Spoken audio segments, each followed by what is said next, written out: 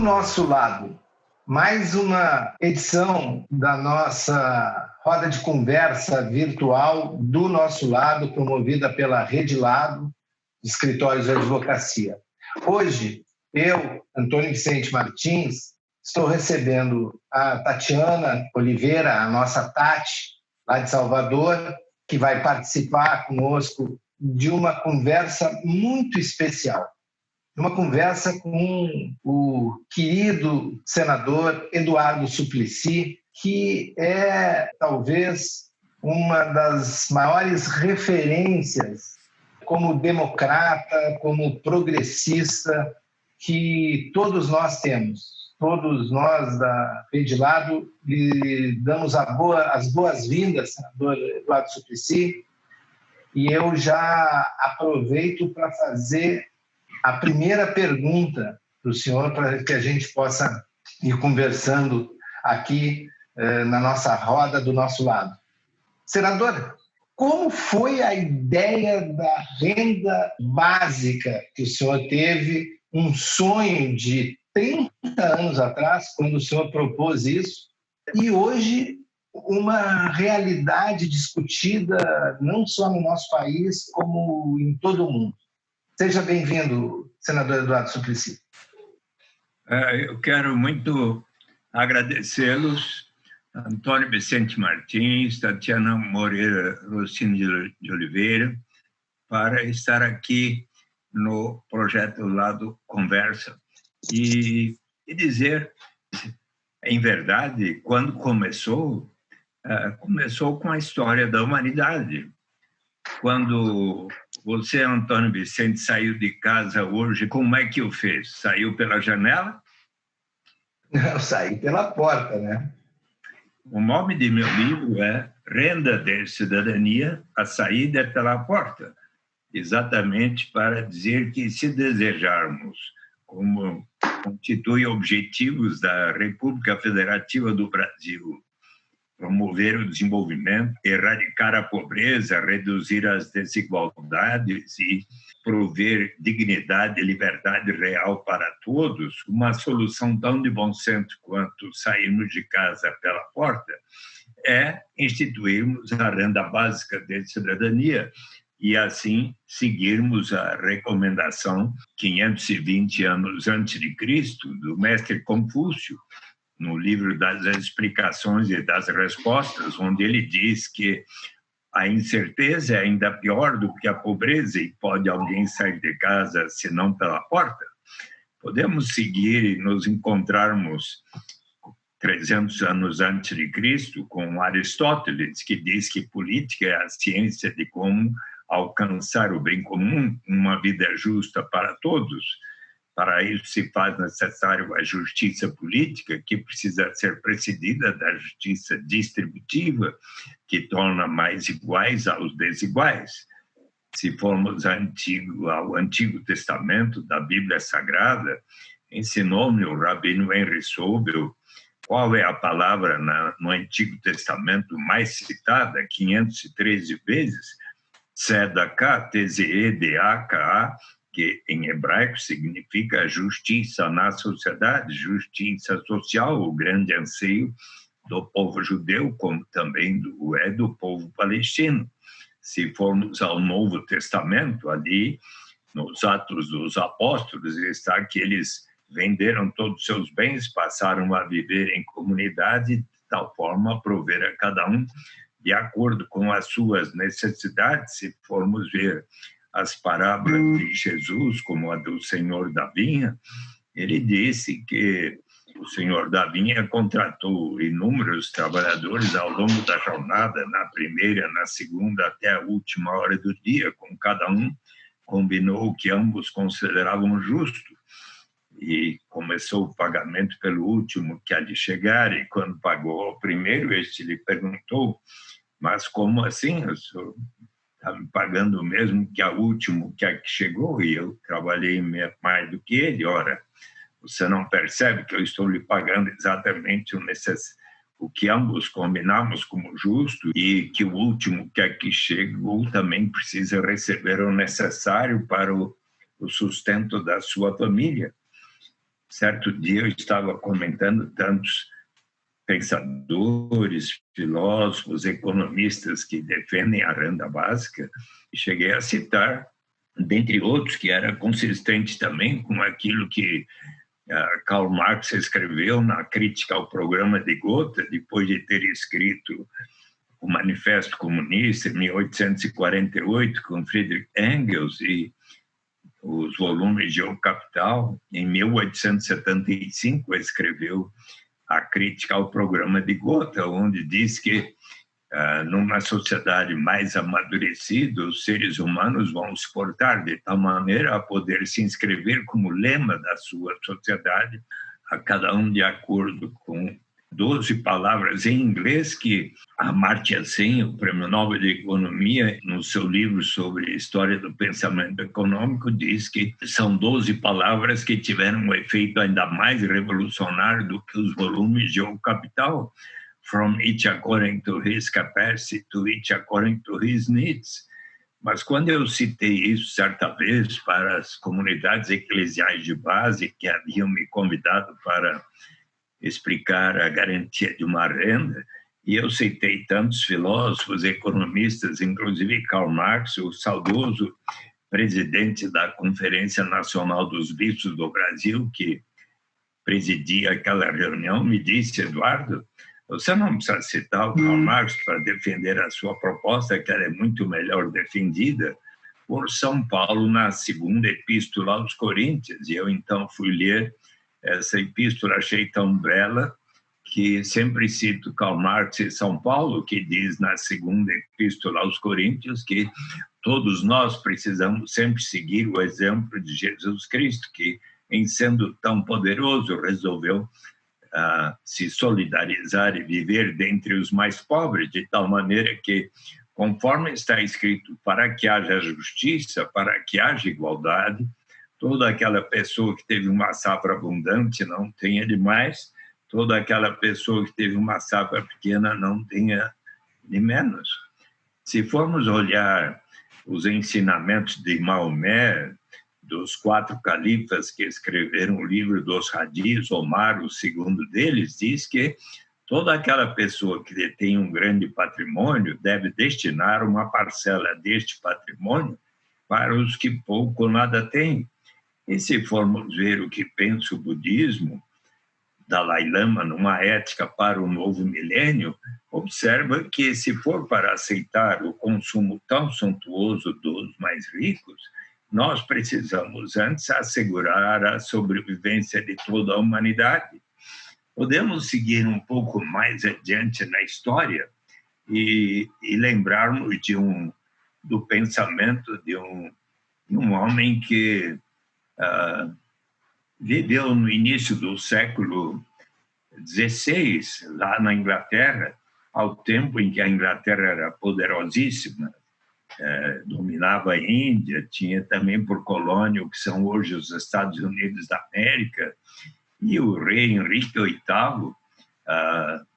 esse homem tinha estudado teologia, filosofia para se tornar sacerdote, mas antes dele se tornar padre, o rei Henrique VIII convidou para ser membro da corte, onde ele teve enorme influência, foi designado embaixador em Flandres, na Bélgica, onde ele começou a escrever um livro formidável, tão gostoso de ler, que o lado precisa ver se pode encaminhar com uma dedicatória ao presidente Jair Bolsonaro, para ver se ele aprende a lição de que, melhor do que estar distribuindo armas ao povo, muito melhor é seguir a recomendação deste homem que foi canonizado santo pela Igreja Católica em 1931, ao tempo de Pio XI, e em 2000, João Paulo II, o Papa, o proclamou o grande patrono dos políticos e dos governantes,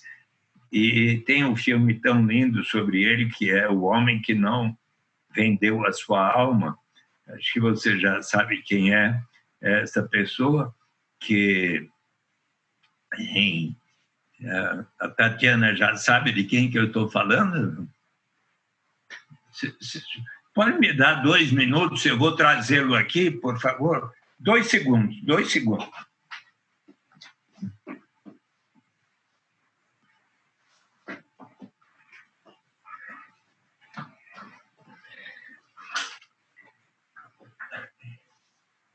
Certo dia, o rei Henrique VIII pediu para que ele escrevesse uma justificativa para que ele pudesse se casar outra vez.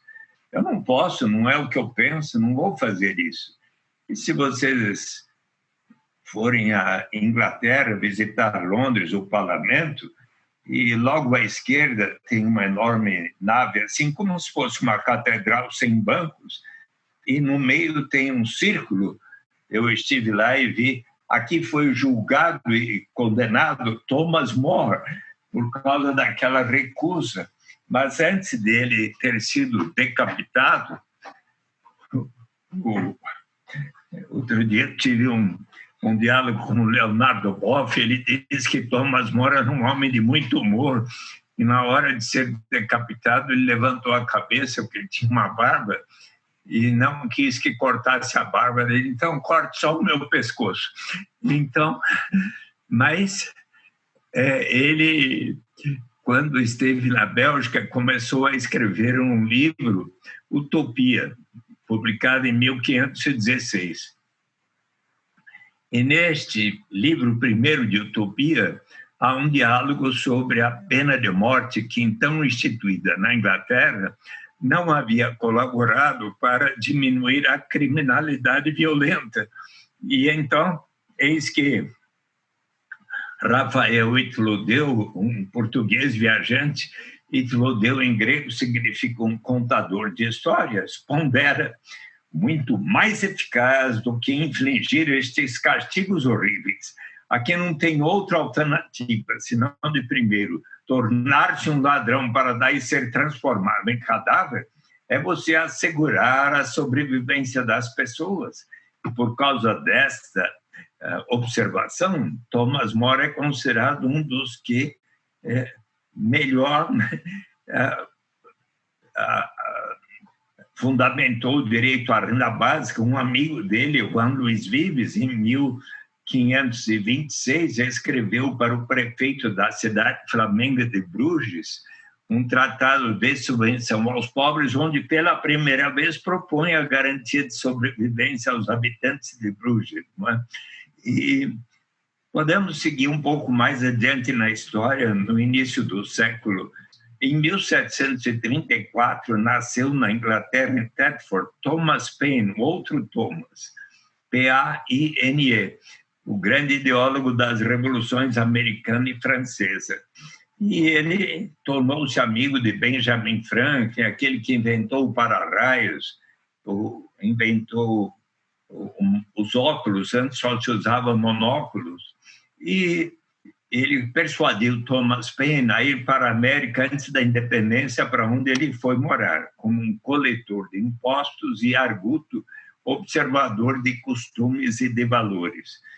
E o presidente George Washington escreveu para um amigo que nenhum outro ensaio tivera também influência sobre a mente dos americanos como Common Sense, que é publicado em janeiro de 1776, 4 de julho, a ser comemorado esta semana, depois de amanhã, né? Então,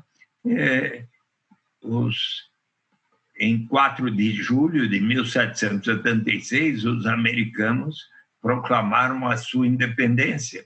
O que dizia Thomas Paine em Senso Comum contraria o bom senso que uma ilha domine um continente, coisas como tais. Acontece que ele começou a se sentir tão perseguido na América por suas ideias tão ousadas e progressistas que resolveu voltar à sua terra natal, a Inglaterra. Mas lá chegando, o que aconteceu? Começaram a queimar os seus livros. Imagine este homem responsável pela perda da nossa principal colônia. E daí, então, ele seguiu para a França, de tal maneira se engajou na luta por liberdade, igualdade e fraternidade, que 3 anos após a Revolução Francesa de 1789, embora estrangeiro, ele foi eleito constituinte francês. E nesta qualidade, uma vez eleito, em 1795, ele escreveu um ensaio de 20 páginas que está reproduzido em português neste meu livro, denominado Justiça Agrária, onde ele explica que a pobreza é algo que tem a ver com a civilização e a instituição da propriedade privada. Ali na América, onde ele havia estado, não conseguiram enxergar tamanha destituição e pobreza quanto nas vilas e cidades europeias. Então, porque lá na América a propriedade era comum dentre os índios, mas ele considerava de bom senso que uma pessoa que cultive a terra, realize benfeitorias na terra, possa usufruir do seu trabalho na sua propriedade, mas era o seu plano que cada pessoa que assim o fizesse destinasse uma parcela de seu rendimento para um fundo que a todos pertenceria, e deste fundo, uma vez acumulado, se pagaria a cada pessoa residente naquele país tanto um capital básico quanto uma renda básica como um direito inalienável de todos participarem da riqueza comum daquela nação. E isto enfatiza Thomas Paine, é uma proposta para todos os países, é uma questão de bom senso. Podemos chegar no século XX, encontrarmos-nos com Bertrand Russell, aquele grande filósofo que em 1918 escreveu Os Caminhos para a Liberdade, uma reflexão sobre o nazismo, o fascismo, o socialismo, o sindicalismo, os grandes movimentos que abalaram a Europa antes da Primeira Grande Guerra Mundial.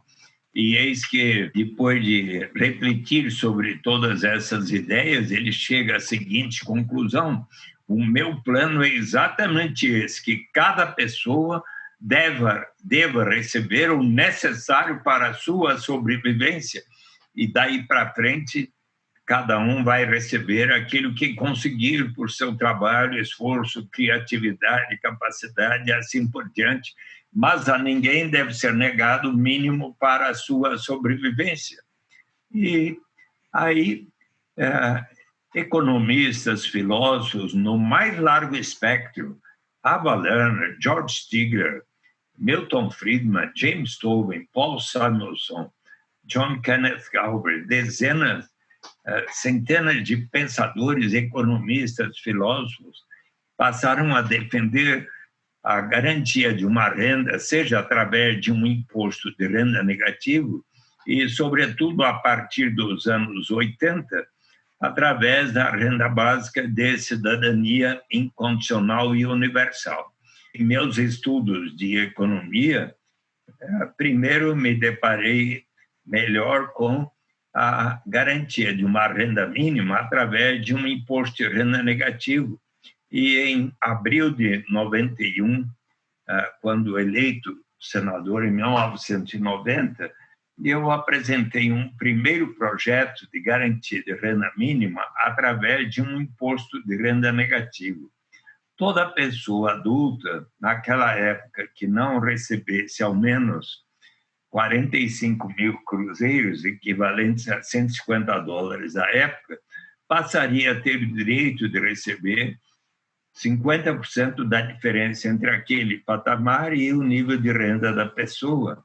Ninguém teria menos que, na época, R$22.500 ou $75 por mês. E o projeto foi aprovado para ser instituído ao longo de 8 anos por consenso do Senado, mas naquele ano, no debate, surgiu a ideia de que seria importante garantir um mínimo de renda, primeiro para as famílias carentes, desde que as suas crianças estivessem frequentando a escola. E daí surgiu a proposta do Bolsa Escola, e depois do Bolsa Alimentação, do Auxílio Gás, e do programa Fome Zero no início do governo Lula, o cartão alimentação, R$50 para serem gastos somente em alimentos, E em outubro de 2003, o presidente Lula resolveu racionalizar e unificar estes 4 programas naquilo que veio a ser chamado o programa Bolsa Família, que é uma forma de imposto de renda negativo, mas também com outras condicionalidades relacionadas à educação e à saúde. E daí, em dezembro de 2003, já tínhamos 3,5 milhões de famílias no Bolsa Família, e em julho de 2015, o governo Dilma, tínhamos 14 milhões e 200 mil, chegou a diminuir um pouco no Michel Temer, mas acabou em 14 milhões e 200 mil, chegou a aumentar no governo Jair Bolsonaro até maio, em 14 milhões 330 mil, mas daí em dezembro tinha diminuído para 13 milhões e 100 mil, mas há cerca de um mês estava de novo em 14 milhões e 200 mil. Em que consiste hoje o Bolsa Família? Toda família que não receber ao menos R$ 178 per capita passa a ter direito a receber o benefício Bolsa Família. Se a renda familiar per capita não alcançar sequer R$ 89, o benefício inicial é R$ 89 mais 41, 2 vezes 41, 3, 4, 5 vezes 41 reais, se na família houver 1, 2, 3, 4, 5 ou mais crianças, até 15 anos de 11 meses, mais 48, mais 48 reais, se na família houver 1 ou 2 adolescentes, de 16 a 18 anos, há condicionalidades. A mãe, se estiver grávida, deve fazer o pré-natal na rede pública de saúde até que nasce o nenê. Durante esses 9 meses, ela já tem direito aos 41 por criança que vai nascer. Os pais devem levar as crianças na rede pública de saúde para realizarem as respectivas vacinas, de acordo com o calendário do Ministério da Saúde.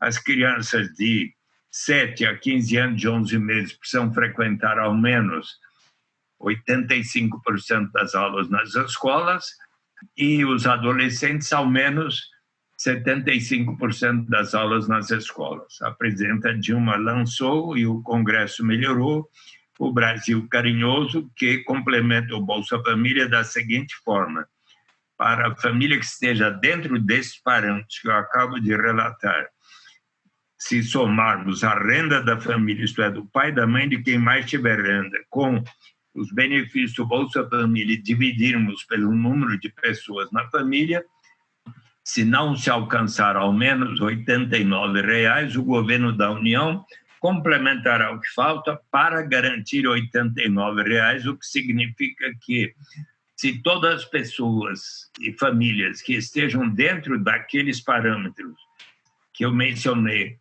de fato, se inscreverem no cadastro único para obterem o Bolsa Família, então, no Brasil hoje se garante pelo menos R$ 89 per capita por pessoa por mês.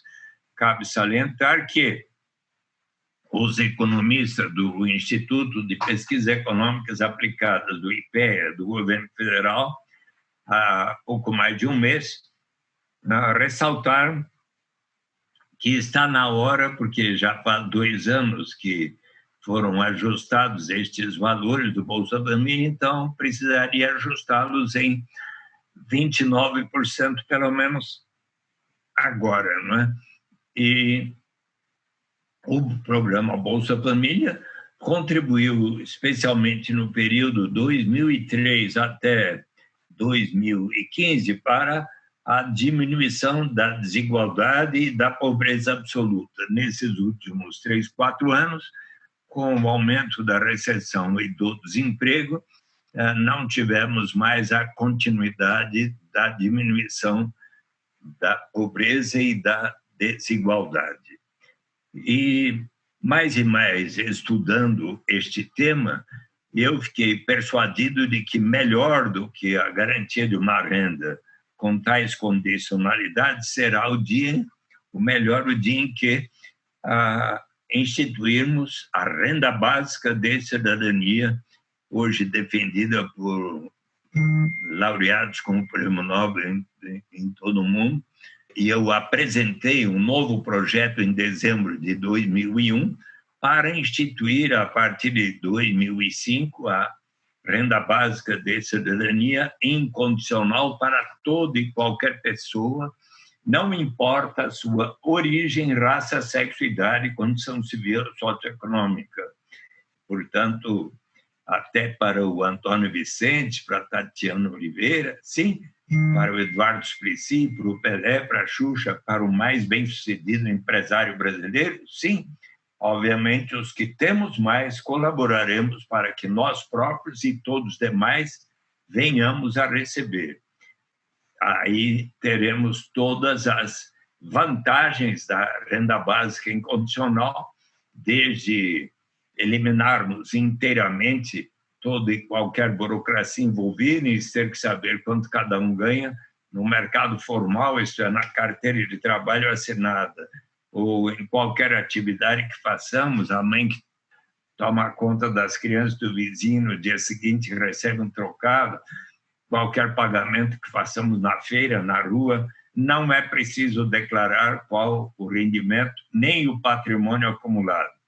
Eliminamos qualquer estigma ou sentimento de vergonha da pessoa precisar dizer, olha, eu só recebo até tanto e por isso preciso tal complemento, que a pessoa está por decidir, vou ou não iniciar essa atividade que vai me render esse tanto.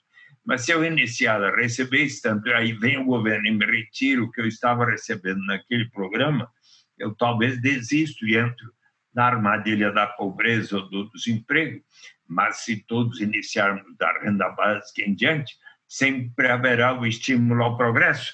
Será mesmo? Será que não vamos estimular a ociosidade? O que vamos fazer com pessoas que têm uma tendência inaredável à vagabundagem? Será mesmo? Pensemos um pouco em todos nós, seres humanos, as mulheres e nós, homens. Todos nós amamos realizar uma série de atividades, mesmo sem remuneração no mercado. As mães, quando estão amamentando seus nenês, qualquer hora do dia, da noite, da madrugada, nós pais, quando estamos cuidando de nossas crianças e para que bem se alimentem, se desenvolvam com todo carinho e amor, quando nossos pais e avós são mais idosos, precisam da nossa atenção, ali estamos, nas associações de bairros, nas igrejas de todas as denominações, nos centros e diretórios acadêmicos, quantos de nós não realizamos tantas atividades porque nos sentimos úteis? Quando Vincent van Gogh e Amedeo Modigliani pintaram as suas obras, saíam pelas ruas para tentar vendê-las, mal conseguiam. Ambos acabaram doentes, morreram precocemente. Hoje as suas obras são vendidas por milhões de dólares. A Constituição brasileira assegura o direito à propriedade privada, o que significa que aquela pessoa que detém a propriedade de uma fábrica, de uma fazenda, de um banco, de um hotel, restaurante, títulos financeiros, propriedades imobiliárias, tem o direito de receber os rendimentos do capital na forma de lucros, juros, aluguéis. E, por acaso, diz a nossa lei maior que, para uma pessoa receber tais rendimentos do capital, precisa necessariamente comprovar que esteja trabalhando, que suas crianças e adolescentes estejam indo à escola? Não. Então, se asseguramos aos mais ricos o direito de receber tais rendimentos sem aquelas condicionalidades, por que não estendermos a todos, ricos e pobres, o direito de todos participarmos pelo menos um pouco da riqueza comum criada em nossa nação, na grande São Paulo, nas beleza extraordinária da cidade maravilhosa do Rio de Janeiro, na floresta amazônica, no Pantanal do Mato Grosso, nos Pampas do Rio Grande do Sul, nas cataratas da Foz do Iguaçu, ainda mais quando pensamos em certos aspectos da nossa história, o fato de que por mais de 3 séculos, milhões de pessoas foram arrancadas de sua terra natal na África para aqui virem colaborar para o o aumento da riqueza de tantas famílias sem que lhes fosse proporcionada qualquer remuneração que não fosse viver numa senzala e receberem uma alimentação que fazia com que os escravos tivessem uma expectativa de vida pouco superior a 30 anos de idade. E até hoje não colocamos em prática os instrumentos suficientes para compensar tudo aquilo que aconteceu na época da escravidão. Portanto, e qual é a... É de bom senso que todos possamos receber uma renda suficiente para a sobrevivência, mas qual é a principal vantagem da renda básica sobre a qual eu não falei ainda? É do ponto de vista de que nos fala o Prêmio Nobel de Economia Amartya Sen em Desenvolvimento como Liberdade, quando ele diz que desenvolvimento, se for para valer, deve significar maior grau de dignidade e liberdade real para todos. Ele relata que, quando era menino, na Índia, seu pai era um ótimo professor, ele morava numa boa casa. Certo dia, ele estava brincando no jardim de sua casa, quando, de repente, entrou um homem gritando por socorro. Havia sido esfaqueado nas costas. E ele, então, chamou por seu pai e acompanhou seu pai, levando aquele trabalhador para o hospital. No caminho, disse Cadermia, bem que minha mulher tinha me avisado, para não vir a este lugar caracterizado por lutas étnicas, mas eu não tive outra alternativa senão, neste bairro, encontrar um trabalho que pudesse dar o sustento da minha família. E, ao chegarem no hospital, eis que Cadermia teve uma forte hemorragia e veio a falecer.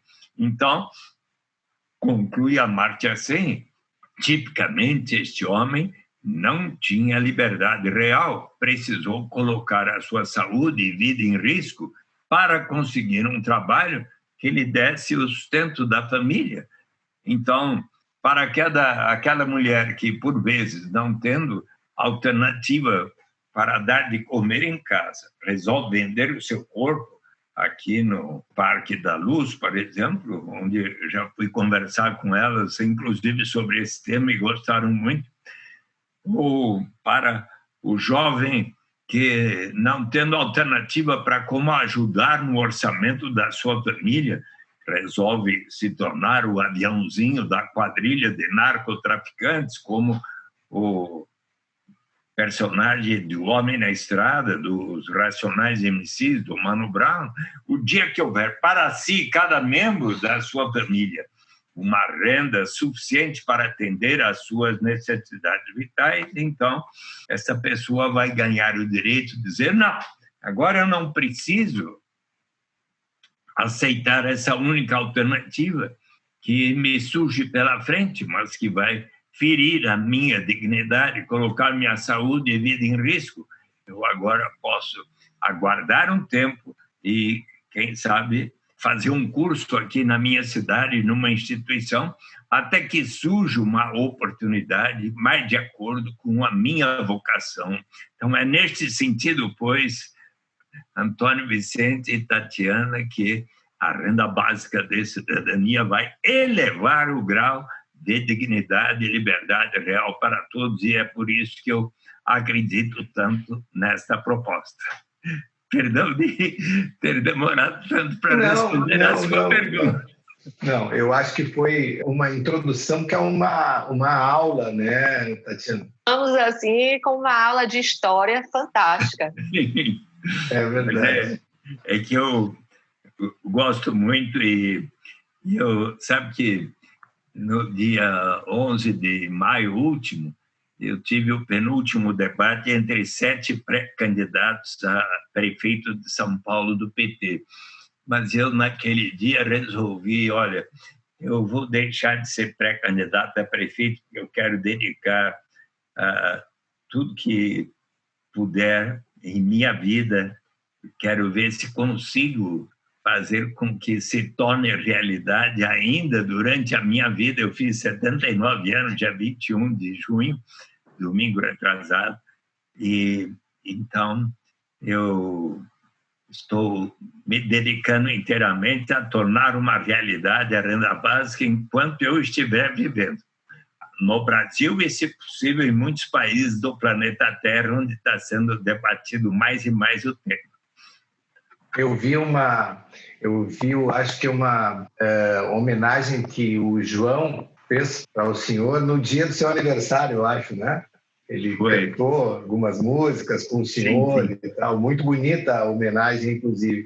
Mas eu acho que é fantástica esse seu projeto, senador. Realmente é um sonho para todos nós, e a gente ouvindo o senhor, e eu e a Tati ficamos assim como bons alunos, assim, prestando atenção, porque não só o senhor apresenta uma quantidade de argumentos e de fatos, enfim, economistas, filósofos, sociólogos, pensadores que conseguem construir essa ideia, como a gente vê o quanto essa ideia hoje, nesse tempo de pandemia, onde todos estamos em casa, onde as pessoas acabam repensando seus hábitos de consumo, suas limitações de consumo, né, em decorrência do seu isolamento físico. O quanto é possível, o quanto não é uma utopia, né, Tatiana? Sim.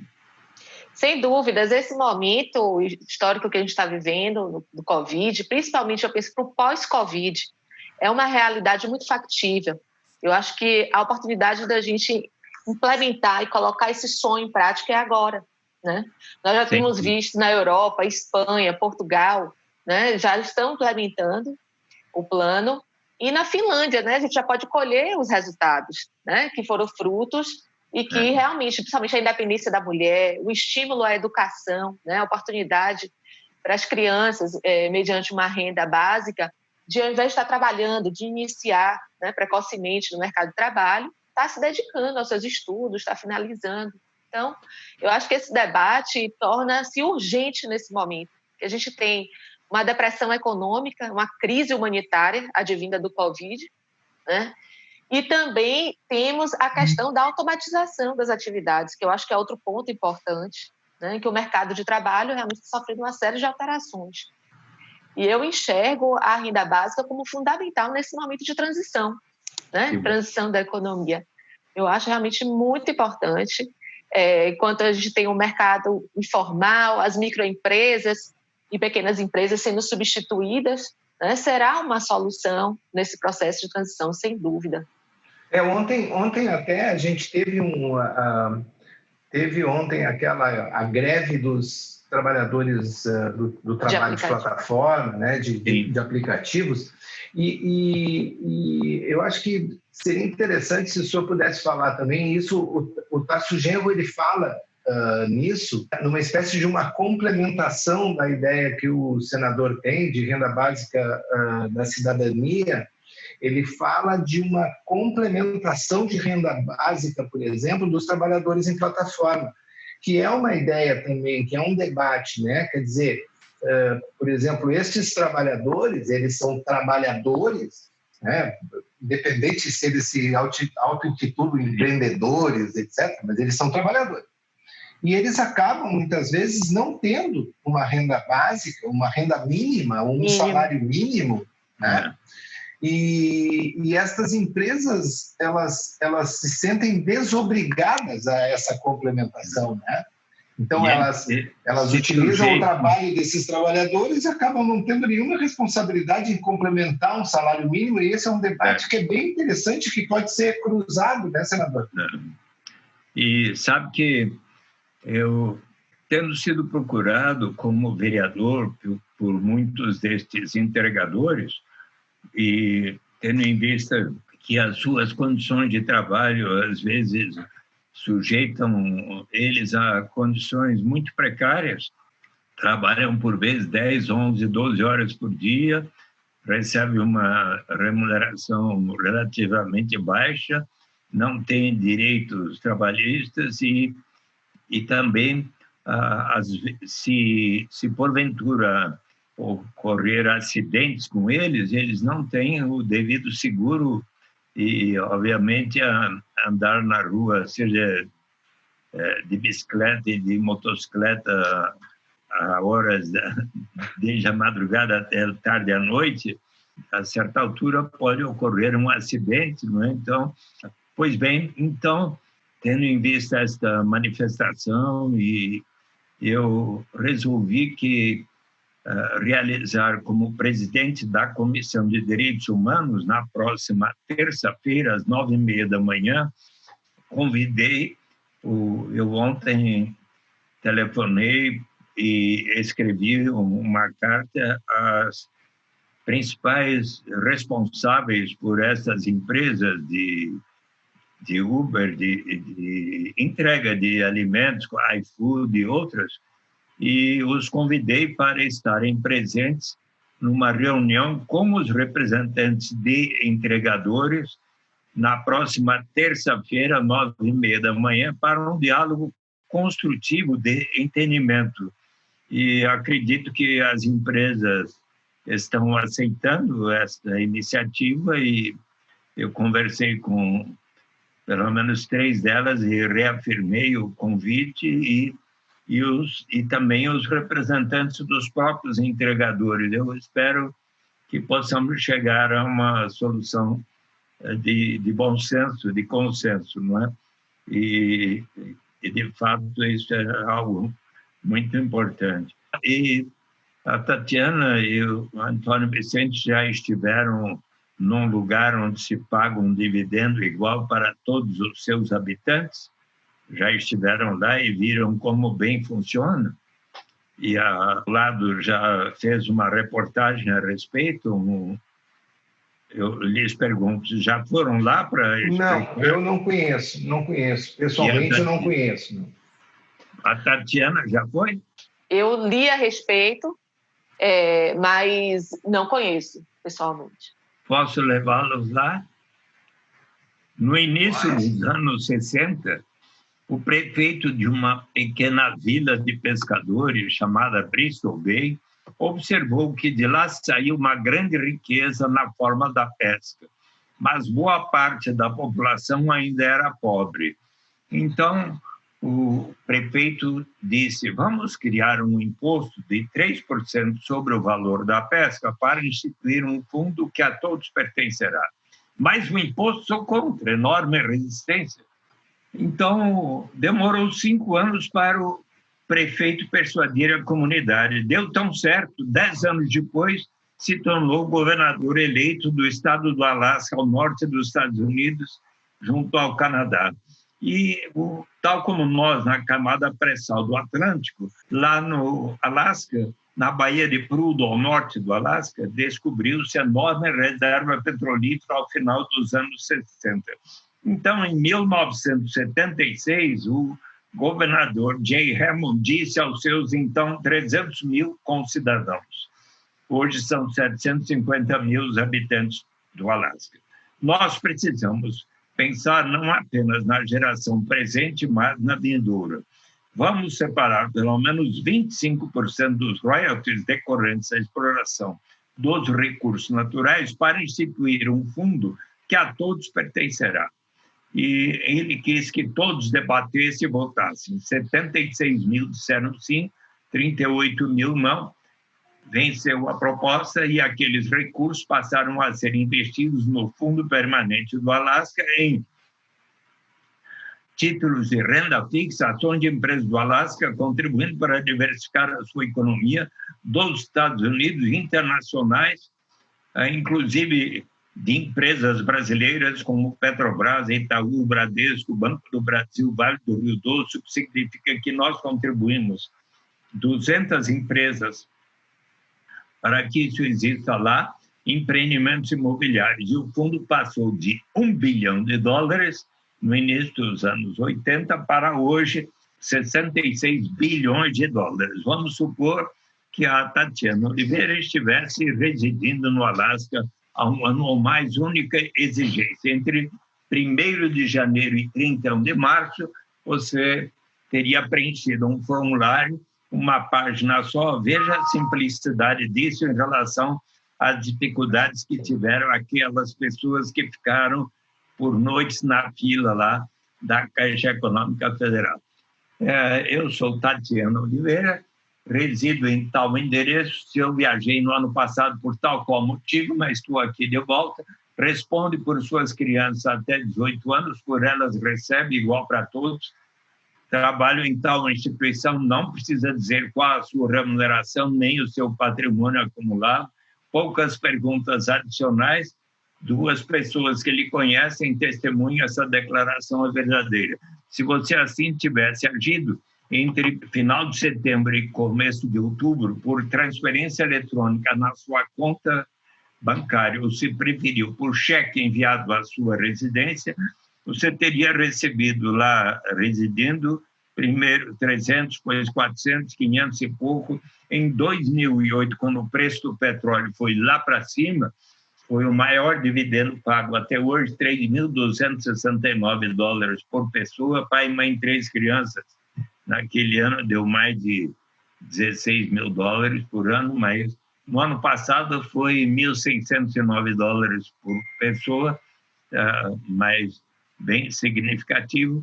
E, consequência, Alasca, 1980, o mais desigual dos 50 estados norte-americanos.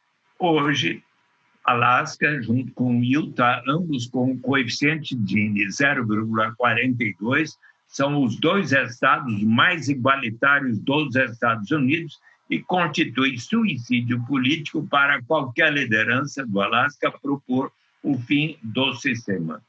Então, eu estive no Alasca por 7 dias, em 1995, e constatei que estive lá para esta finalidade, né, a grande aceitação da população.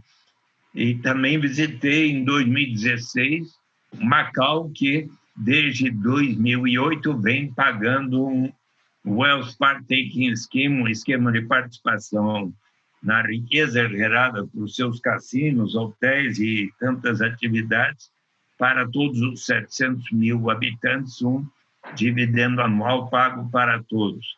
E cada vez mais, conforme você citou, na Finlândia, 2.000 pessoas foram sorteadas para, por 2 anos, receberem 560 euros por mês. A experiência foi considerada positiva. Tem havido agora inúmeras experiências em diversos lugares do mundo, da Europa, do Canadá e aqui no Brasil. Não sei se sabem já que Maricá, na costa do Rio de Janeiro, começou uma experiência de renda básica. Já 1/4 praticamente da população, 42.500 pessoas, todas que estão em famílias que recebem até 3 salários mínimos mensais, começaram a receber desde dezembro passado até o final do ano. Metade dos 162 mil estarão recebendo a renda básica, 130 mumbucas ou reais por mês, e até 2024 todos os seus habitantes estarão recebendo numa experiência pioneira da renda básica universal para todas as pessoas aqui no Brasil. Sem dúvida, importantíssimo, né, para reduzir as desigualdades, né, o abismo que temos das desigualdades sociais e para, em relação também à questão da dignidade humana, né, é essencial essa renda mínima. Eu só acho, senador, que a Tatiana, no exemplo do Alasca, não seria aplicável para ela, porque ela mora em Salvador, então essa coisa de... O lugar é que era importante, mas imagina só uma brincadeira com a Tatiana, porque ela está no nosso clima tropical, que é Salvador, mas, sem dúvida, o exemplo que a gente tem do Alasca, e eu acho, senador Suplicy, que talvez as coisas mais importantes seja discutir a questão, dar visibilidade para esse debate, debater essas questões sem o preconceito que eu acho que é arraigado de uma classe dominante brasileira que é extremamente elitista. Assim, a minha pergunta para o senhor, e depois a gente vai para o encerramento, é: por que o senhor acha que a elite brasileira ela é tão contrária a essa proposta de renda básica universal de cidadania, e é uma coisa tão elementar para diminuir essa desigualdade tamanho. Por que a elite é tão contra, senador Suplicy? Olha, ainda há 3 semanas atrás, eu li uma entrevista do presidente atual do Bradesco, onde ele diz que acha perfeitamente de bom senso que haja uma maior contribuição dos grandes bancos, das empresas, de pessoas de grande fortuna para tornar mais justo o sistema tributário brasileiro. Eu acho que na medida em que nós pudermos mostrar que vamos caminhar em direção a um país com maior realização de justiça, de bem-estar para todos, acredito que as próprias pessoas que, obviamente, vão, então, colaborar mais com uma reforma tributária que incida um pouco mais sobre os rendimentos altos e sobre as grandes fortunas, e daí teremos condições de zerar a pobreza e podermos viver numa sociedade mais igualitária, inclusive para atender pessoas que são tão respeitadas e hoje, inclusive por todos os seres humanos. Eu me refiro, por exemplo, ao Papa Francisco, que na sua última viagem à América Latina conclamou todos os chefes de Estado e pessoas a colocarem em prática aqueles instrumentos de política econômica que signifiquem a realização da justiça para que, então, possa haver a paz dentro de cada país e dentre os países. E sabem que havia sido programado para, no dia 20 de março último, haver em Assis, na Itália, a cidade de São Francisco de Assis, um encontro do Papa Francisco com Amartya Sen, Jeffrey Sachs e diversos economistas laureados com o Nobel, num encontro com os jovens até 35 anos. Por acaso, no ano passado, eu fui convidado para fazer uma palestra na Pontifícia Universidade Católica sobre a renda básica de cidadania para os jovens que foram escolhidos. Os jovens brasileiros são 250 que foram já escolhidos para estarem neste encontro. E quando eu expliquei a eles a renda básica, eles disseram: nós queremos que você venha para o nosso encontro com o Papa. E eu aceitei, já marquei a passagem e tudo, era para ser em março, agora foi adiada para 20 de novembro. Eu estou indo lá, um jovem de 79 anos, vou me juntar a eles de menos de 35 e encontrar alguns dos economistas, como Amartya Sen, de quem eu me tornei amigo. E eu acho que se o Papa fizer aliás, na última homília de Páscoa aos movimentos sociais, o Papa mencionou que será bom instituir uma renda básica universal, uma renda mínima universal. Então, acho que ele já está no bom caminho, sabe? E se ele... Sabe, por acaso, hoje, no estado de São Paulo, tem uma entrevista do economista Ricardo Paes de Barros, que é professor e diretor do INSPER em São Paulo, onde ele propõe que haja a unificação de benefícios como abono salarial, seguro-desemprego, Bolsa Família, salário família e outras formas de transferência de renda no Brasil, e diz que é perfeitamente possível, eu estou de acordo com ele, zerar a pobreza, de tal maneira que poderíamos pagar com a unificação de todos esses programas de transferência de renda, tornando-os mais racional, aliás, caminhando num passo que já foi um primeiro caminho, porque o Bolsa Família unificou, conforme expliquei de início, o Bolsa Escola, o Bolsa Alimentação, o Auxílio Gás, o Cartão Alimentação, mas nós temos o seguro-desemprego, temos o benefício de prestação continuada, o salário família, o abono família, e o próprio Bolsa Família e outros. Então, é possível racionalizarmos. E ele propõe que se pague pelo menos R$200 para cada pessoa no Brasil. Eu acho que isso é possível. No mínimo R$100 por pessoa, segundo esse estudo que ele tem feito. Ele foi um dos que colaborou para que houvesse a unificação daqueles programas no Bolsa Família em 2003. Então, ele ainda não chega a defender a renda básica universal, mas eu acho que é um bom caminho caminharmos na direção de primeiro provermos a renda mínima de 100 ou pelo menos 100 ou até R$200, que ele nos seus estudos diz que isso será possível, mas para logo caminharmos na direção da renda básica incondicional para que não haja todas as dificuldades burocráticas de se precisar saber quanto cada um ganha no mercado formal e informal, e aí termos um sistema onde, claro, os que temos mais colaboraremos para que nós próprios e todos os demais venham a receber. É uma questão de bom senso. E acho também que a adoção da renda básica de cidadania universal, ela diminui até esses custos burocráticos que acabam sendo mais caros até muitas vezes que o próprio benefício, né? Assim, a gente vê a desburocratização disso, ela pode também gerar uma economia para o país bem importante.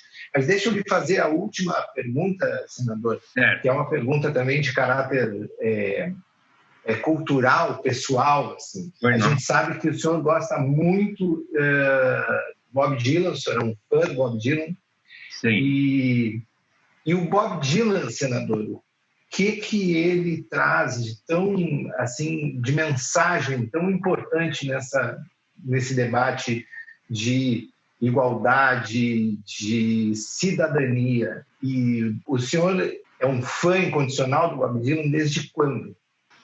Desde quando percebi que, quando eu estudei nos Estados Unidos, acompanhei muito aquelas manifestações pelo fim das guerras do Vietnã e depois fim das guerras do Iraque.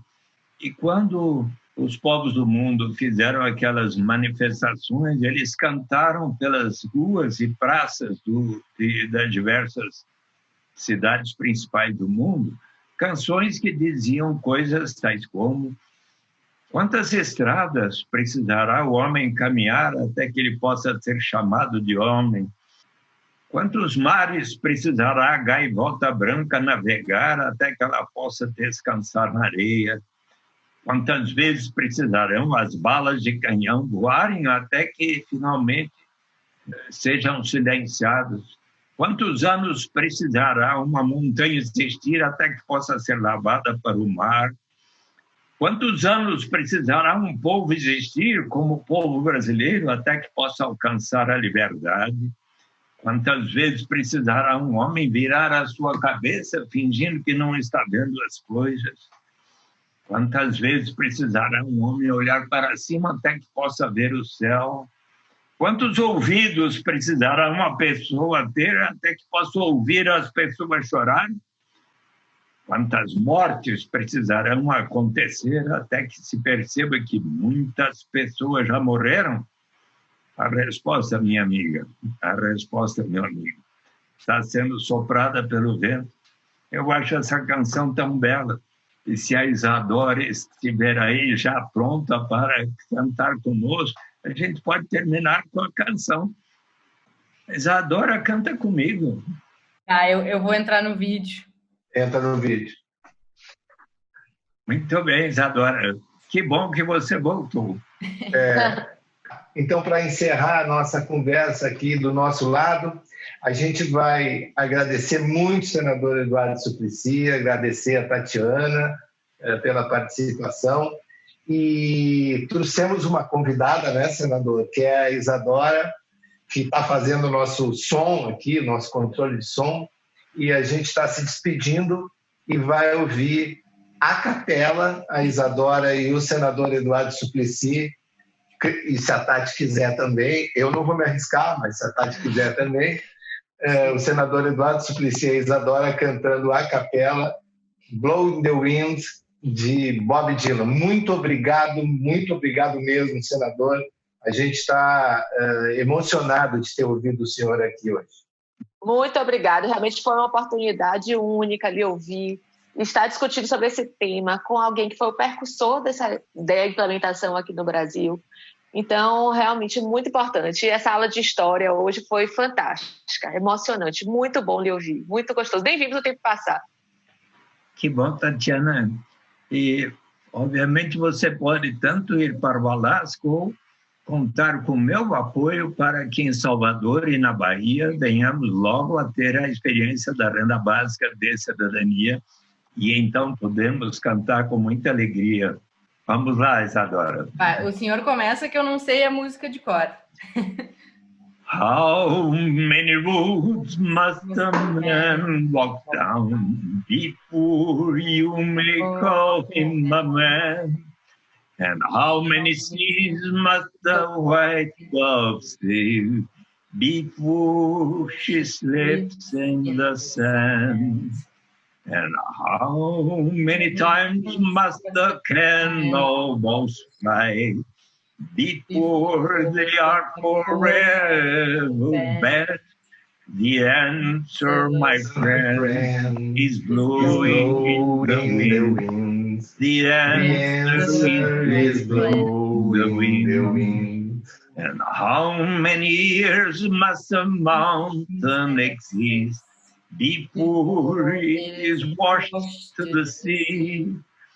And how many years must people exist before they are allowed to be free? And how many times must a man turn his head and pretend that he just doesn't see? The answer, my friend, is blowing in the wind. The answer is blowing in the wind. And how many times must a man look up before he can see the sky? And how many years must a man have before he can hear people cry? And how many deaths will it take till he knows that too many people have died? The answer, my friend, is blowing in the wind. The answer is blowing in the wind. Bravo, maravilhoso! Muito obrigado novamente, senador Eduardo Suplicy. Obrigado, Tati. Obrigado, Isadora. Realmente foi uma aula, senadora. A gente adorou e vai certamente repercutir em toda a Rede Lado. São mais de 300 advogados que fazem parte da Rede Lado. Certamente vai repercutir muito essa aula que o senhor deu. Obrigado mesmo. Muito obrigado. Agradeço a Sandra por toda a gentileza que ela fez, todas as articulações aqui. Ao seu sobrinho Leandro também, né, que foi a indicação do Miguel Rosseto para a gente conseguir chegar aqui para conversar. Bom. Muito obrigado mesmo. Muito obrigado. Um grande abraço. Foi um prazer estar com vocês. Felicidades. Obrigado. Muito obrigada.